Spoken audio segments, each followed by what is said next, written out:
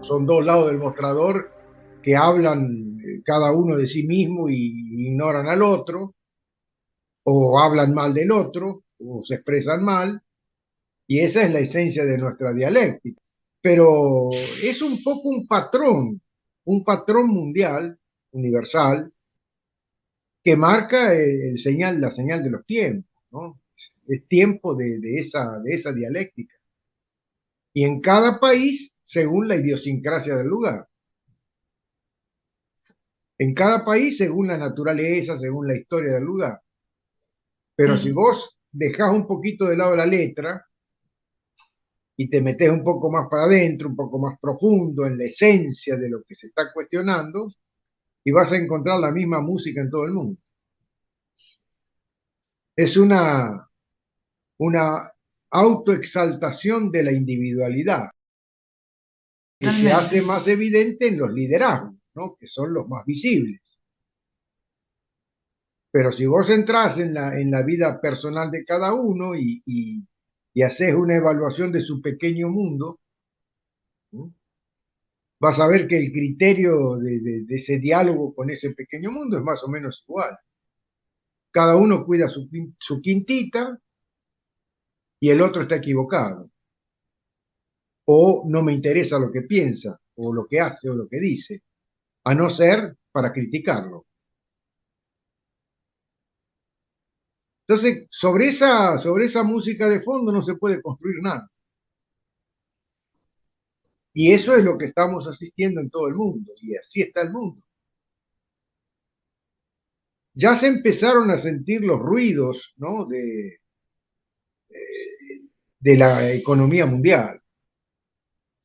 Ya el mundo empezó a hacer ruido, a hacer agua, ¿no? En términos de economía mundial, que todavía, claro, se van salvando los países que tienen Alemania, en fin, los países que están en el primer mundo y tienen más o menos ordenados los números, todavía se van manteniendo, pero a costa de enormes esfuerzos que van siendo minados por lo colectivo, por el mundo grande.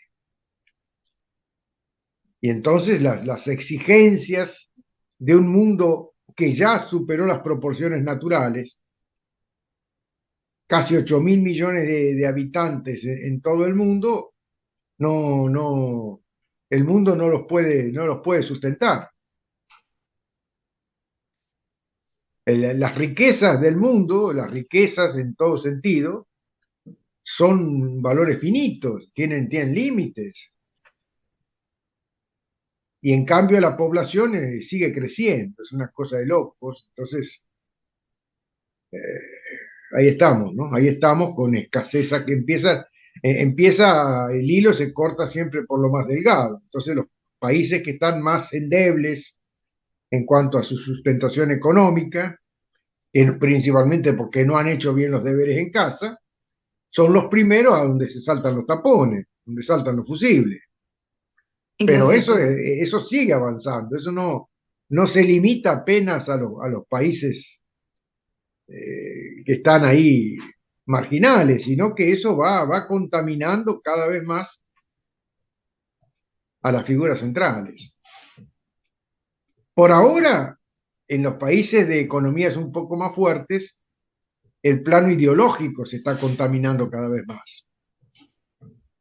Las políticas del lugar cada vez se van haciendo más ofensivas, más en primera persona del singular, ¿no? O sea, el concepto de bien común se va cada vez relegando más y va aflorando más la figura, ¿no? La figura de la persona del liderazgo, con nombre y apellido, y eso genera un diálogo totalmente sin sustancia, porque una cosa es la memoria colectiva y otra cosa es la memoria individual de cada uno. Son aguas diferentes. La memoria colectiva se basa en los arquetipos de la humanidad.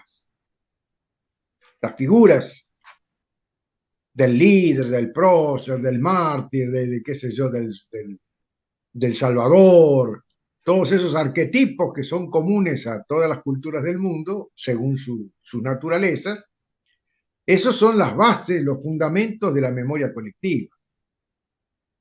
Es la memoria de la humanidad. Cómo cada cultura interpreta el fluir de la vida a través de arquetipos, porque la naturaleza humana necesita generar figuras antropomórficas para comprender esa dinámica. Entonces se genera la figura del héroe, la figura del líder, la figura qué sé yo, del mártir, del malo, del bueno. Según cada cultura así lo ven y así lo sienten las poblaciones. Entonces los líderes que hablan en primera persona del singular lo hacen con un verbo que ataca a la primera persona del singular del resto, cuyas memorias se fundamentan en algo de mucho más corto plazo, en algo más inmediato y más volátil, y más volátil. Entonces, mientras que lo colectivo, las grandes masas, son regidas por otras leyes, cada uno en particular se siente fuera de sintonía con lo que está sucediendo. Y a nosotros nos está sucediendo eso. Digo eso no por querer darle un giro político a lo que estoy hablando, no, pero como ejemplo para comprender lo que estoy diciendo, vale. Y me paro en el medio de arriba del mostrador, no de un lado o del otro. Me paro arriba del mostrador y miro para un lado y para el otro y veo lo mismo. Cambia la letra, pero no. Un poquito más abajo es exactamente igual de los dos lados. Hay un exceso de individualismos, primera persona del singular, incapaz de sentir la primera persona del plural, o sea, el nosotros. Y es solo asistir a los diálogos, asistir a lo que se dice, a los titulares. Es un permanente bombardeo de una persona hacia otra, mientras que lo colectivo asiste a eso como un drama doloroso, porque sus necesidades básicas, las necesidades de lo colectivo, responden a los arquetipos de la humanidad, que esos no se mueven tan fácilmente. Las imágenes que genera la memoria individual de cada uno son más volátiles.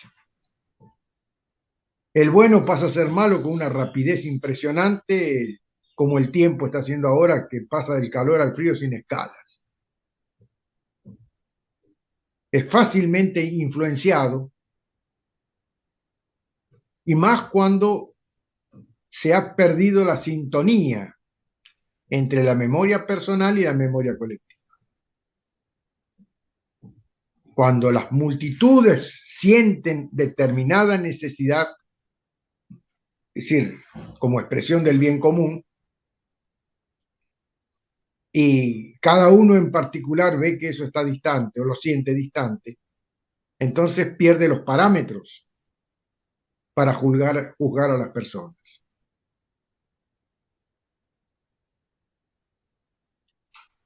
Y eso es lo que está sucediendo, ahora sí digo, en el mundo.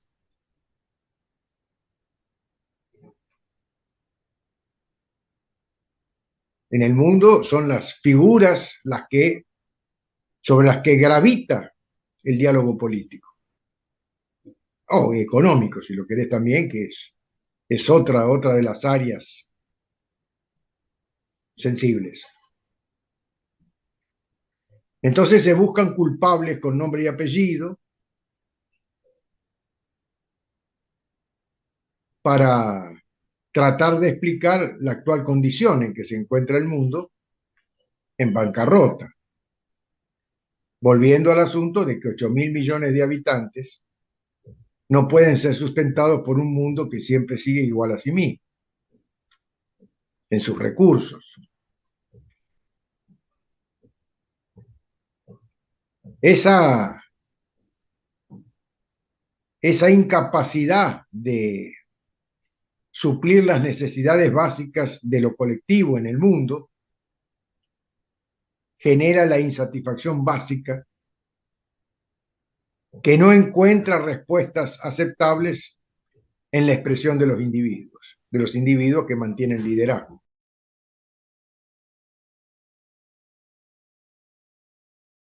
Es ahí donde nos vemos todos en un estado en el que no sabemos a quién culpar, pero necesitamos culpar a alguien. No comprendemos la realidad de por qué suceden cosas que son elementales y sin embargo suceden. Es decir, sabemos elementalmente que no deberían suceder y sin embargo sucede, no nos explicamos, sí, es eso. Es porque el bien común ya no se siente, principalmente desde la imagen de los liderazgos. Ya todo se ha transformado en un diálogo personalizado, un diálogo centrado en la persona, en la primera persona del singular, y todo eso contenido dentro de una batalla que no tiene ganadores. Es una batalla, porque es una batalla eterna. Es una batalla pendular, donde hoy los buenos son buenos y los mañana pasan a ser malos, porque así funciona el péndulo de la conciencia colectiva, conciencia entre comillas.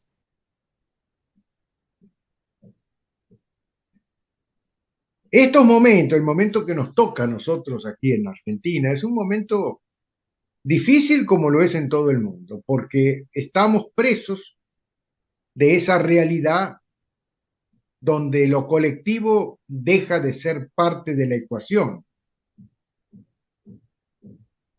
general y la ecuación se reduce a figuras.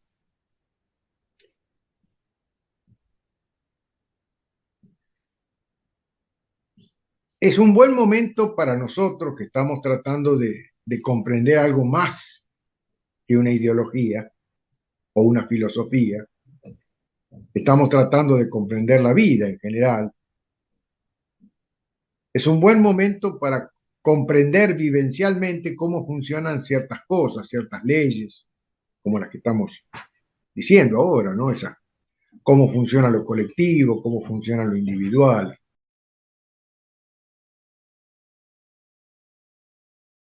Y esto nos habla a las claras que no hay estadistas en el mundo hoy, aunque se autodenominen estadistas. No puede ser estadista una persona que habla en primera persona del singular. El Estado no es la persona.